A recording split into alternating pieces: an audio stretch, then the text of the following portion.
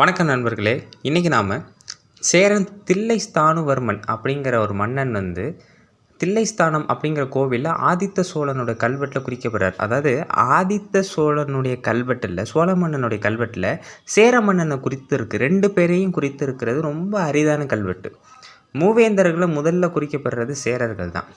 அதில் களப்பிரர்களை வென்று முதலில் பலம் பெற்று வடக்கில் பல்லவர்களும் தெற்கில் பாண்டியர்களும் சிறிது காலம் கழித்து, அதாவது ஒரு ஏறக்குறைய ஒரு 9ஆம் நூற்றாண்டுக்கிட்ட இப்போ இது நான் ஏற்கனவே ஒரு பதிவில் சொல்லியிருப்பேன். இன்றைக்கி இருக்கிற கொடுங்கலூருக்கு அருகே இருக்க மகோதயபுரம் அதை தலைநகராக கொண்டு சேரர்கள் 2ஆம் சேர வம்சம் அப்படின்னு சுதந்திர ராஜ்யம் அமைக்கிறாங்க. அதுலேருந்து வந்தவர் தான் இந்த 3வது மன்னரான தில்லைஸ்தானுவர்மன். இப்போ நம்ம அவரை பற்றி பார்ப்போம்.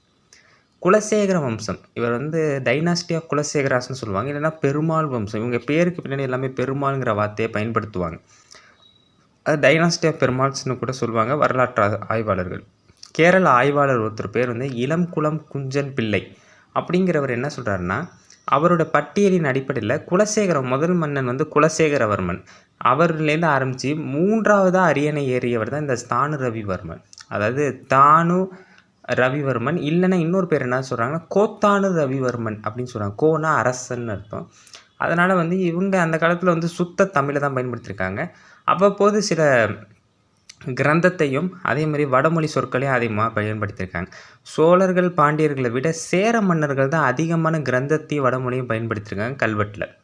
ஸ்தானு ரவிவர்மனை பற்றி சில கல்வெட்டுகள், சாசனங்கள், இலக்கியங்கள் சொல்லுது. அதில் நம்ம இப்போ இந்த காணொலியில் பார்க்கறது தில்லைஸ்தானம் ஆதித்த சோழர் கல்வெட்டு. 2வது பார்த்திங்கன்னா தரிசப்பள்ளி, அது கேரளாவில் இருக்குது, கிறிஸ்தவ செப்பேடு.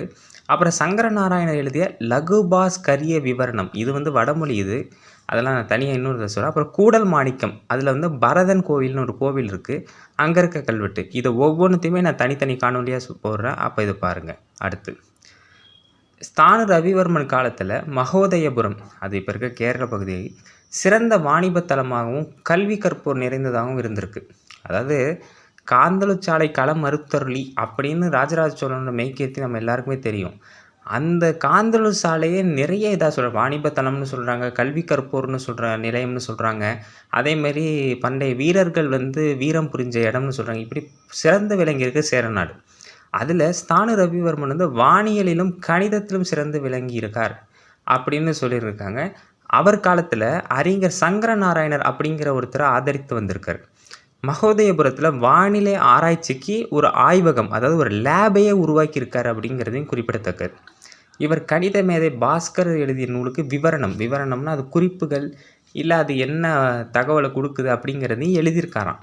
இந்த நூலில் வரும் குறிப்பே ஸ்தானு ரவிவர்மன் ஆட்சி பீடம் ஏறிய ஆண்டை துல்லியமாக கணிக்க உதவுகிறது. இந்த தகவலில் கொடுக்குறவர் யாருன்னா இளம்குளம் குஞ்சன் பிள்ளை. நான் ஏற்கனவே சொன்னேன்னா ஒரு கேரள ஆய்வாளர். அவர் சொல்கிற கல்வெட்டு தான் குறிப்பு தான் இது. அதாவது இந்த நூலில் வர குறிப்பு தான் ஸ்தானு ரவிவர்மன் ஆட்சி ஆண்டை நமக்கு இங்கே தெளிவாக குறிப்பிடுது. அதை வச்சு தான் கல்வெட்டை நம்ம தெரிய முடியுது. அதாவது கலியுகம் தொடங்கி, கலியுகம்ன்றது தான் நம்ம இப்போ வாழ்கிறது. அந்த கலியுகம் தொடங்கி இங்கே பாருங்கள், 14,49,066 நாட்கள் கழித்து வரும் சூரிய கிரகணத்தை பற்றி மன்னனிடம் கேள்வி கேட்பதாக வரும் குறிப்பை கொண்டு, இது கல்வெட்டு கிடையாது. இது இப்போ நான் சொல்கிற தகவல் கல்வெட்டு கிடையாது, ஒரு குறிப்பு, நூலில் எழுதப்பட்ட ஒரு குறிப்பு. அதாவது கலியுகத்திலேருந்து 14,49,066 நாட்கள் கழித்து வரும் சூரிய கிரகணத்தை பற்றி மன்னனிடம் இவர் கேள்வி கேட்பதாக வரும் குறிப்பை கொண்டு அந்த நாள் மிதுன மாதம் அப்படிங்கிறது ஆணி மாதத்தை குறிக்குது. இது வருடத்தையும் குறிக்குது. அடுத்து சேரர்களை பற்றி ஆராய்ந்து எழுதும் அத்துணை கேரள வரலாற்று ஆய்வாளர்களும் மறக்காமல் குறிப்பது சோழ நாட்டு தில்லைஸ்தானம், அதாவது திருநைதானம் அப்படின்னு சொல்லுவாங்க. இந்த தில்லைஸ்தானம் வேற எங்கேயும் இல்லை. இப்போ இருக்க திருவையார் கோவில் இருக்குல்ல, அந்த திருவையார் கோவிலுக்கு பக்கத்தில் தான் 2 கிலோமீட்டர் தள்ளி தில்லைஸ்தானம் நெய்யாடியப்பர் கோவில்னு சொல்லுவாங்க. அந்த தில்லைஸ்தான கோவிலில் கருவறைக்கு தெற்கு புற சுவரில் ராஜகேசரின்னு சொல்லப்படுற மாமன்னர் ஆதித்த சோழனுடைய கல்வெட்டு இருக்குது. அந்த ஆதித்த சோழன் கல்வெட்டில் சேரனை பற்றி குறிப்பு இருக்குது. அதெல்லாம் அந்த காலத்தில் உள்ள மன்னர்கள்ட்ட பெரிய மாண்பு இருந்ததுங்க. பகை மன்னர்களாக கருதாமல் அவங்களோட பேர் இதில் குறிப்பிட்டிருக்காங்கன்னா எவ்வளோ பெரிய மாண்பு இருந்திருக்குன்னு பாருங்கள். இப்போ கல்வெட்டை பார்ப்போம்.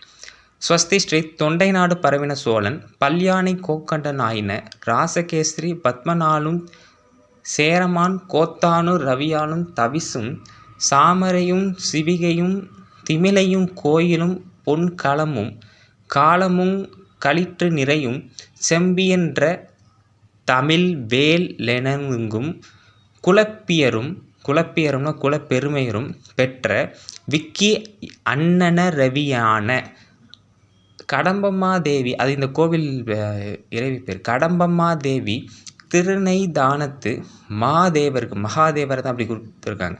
மாதேவர்க்கு ஒரு நந்தாவிளக்கினுக்கு கொடுத்த ஆடு 100 மாகேஸ்வர ரக்ஷை. இதில் வர இந்த தொண்டை நாடு பரவின சோழன்கிறது நம்ம மாமன்னர் ஆதித்த சோழனை குறிக்குது. அதேமாதிரி ராஜகேசரிங்கிற பேர் அவரை குறிக்குது. சேரமான் கோத்தானு ரவிங்கிற வார்த்தை தான் நம்ம சேர மன்னனை குறிக்குது. ஆக ஒரே கல்வெட்டில் 2 மன்னர்களையும் குறிப்பிட்டிருக்கிறது ஒரு தனித்துவமான விஷயம். விளக்கத்தை பார்ப்போம். மங்களம் உண்டாகட்டும்.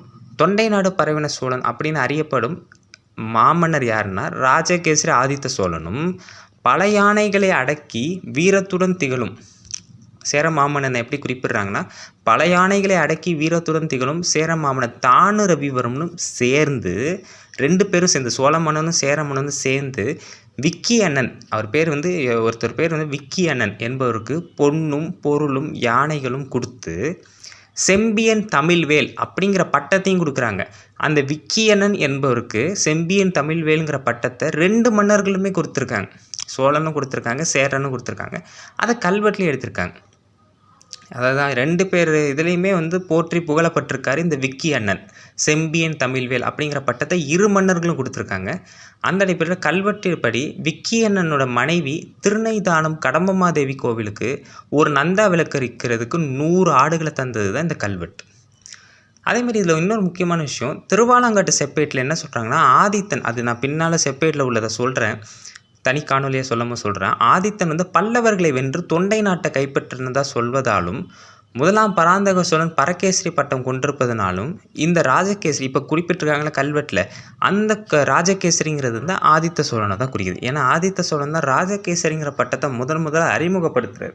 அது திருவாலங்காட்டு செப்பேடு வாயிலாகவே நமக்கு தெரியுது. அதுக்கப்புறம் வர மன்னர்கள் இந்த ராஜகேசரியை நிறையவே பயன்படுத்த ஆரம்பிச்சிட்டாங்க. இதில் சோழ மன்னனும் சேர மன்னனும் ஒரு சேர குறிப்பிட்டிருக்கிறதுனால இவங்க பகையில்லாமல் இணக்கமாக இருந்திருக்காங்கங்கிறது இங்கே தெளிவாக தெரியுது. சேரன் உதவியோடு தான் ஆதித்தன் பல்லவர்களை எதிர்த்தாரு அப்படிங்கிற ஒரு கருத்து இருக்குது. இப்படி 2 வேந்தர்களை இணக்கமாக குறிக்கும் கல்வெட்டு மிகவும் அரிதென்பதால் இந்த கல்வெட்டு சேரர் வரலாற்றிலும் சோழர் வரலாற்றிலும் மிக முக்கியமாக கருதப்படுகிறது. அதாவது கேரள ஆய்வாளர்கள் எல்லாருமே இந்த தானு ரவிவர்மனை குறிப்பிடும் போது இந்த கல்வெட்டை தெளிவாக சொல்லுவாங்க. அது காரணம் என்னென்னா, தமிழகத்தில் சேர மன்னன்களை குறித்து ரொம்ப அரிதான கல்வெட்டுகள் தான் இருக்குது. அதுலேயும் இந்த கல்வெட்டு ஒரு தனித்துவமாக இருக்குது. காரணம், 2 மன்னர்களையும் குறிக்குது, சோழனையும் குறிக்குது, சேரனையும் குறிக்கிறதுனால இந்த கல்வெட்டை தமிழக ஆய்வாளர்களும் சரி, கேரள ஆய்வாளர்களும் சரி, ரொம்ப ஒரு எப்படி சொல்கிறது, தனித்துவமான கல்வெட்டாக இதை குறிப்பிடுறாங்க. திருவையாற்றுடன் தொடர்புடைய திருவையாறு கோவிலுக்கு பார்த்திங்களா, அதோட தொடர்புடைய 7 கோவில்கள், அதாவது திருவையாறை சுற்றி இருக்க 7 கோவில்களில் இது ஒரு கோவில். அந்த கோவில் பேர் தான் தில்லைஸ்தானம் என்னும் திருநைதானம். நெய்யாடியப்பர்னு சொல்லுவாங்க. இறைவன் பேர் நெய்யாடியப்பர், இறைவி பேர் இளமங்கை அம்மை. தேவார பாடல் பெற்ற இக்கோவில் வரலாற்றில் சேரனோட பெயரை இங்கே தாங்கி நிற்குது. அது மட்டும் இல்லை, அந்த சேரன் பெயர் சோழ மன்னனுடைய கல்வெட்டிலே இடம்பெறதுனால இது ஒரு தனித்துவமான கல்வெட்டு. அடுத்த இதில் கூடல் மாணிக்கம் பரதன் கோவிலில் உள்ள கல்வெட்டு, அதாவது தானு ரவிவர்மனை குறித்து கூடல் மாணிக்கம் பரதன் கல்வெட்டு குறிக்கிறத பார்ப்போம். எல்லாருக்கும் பகிருங்க. நன்றி, வணக்கம்.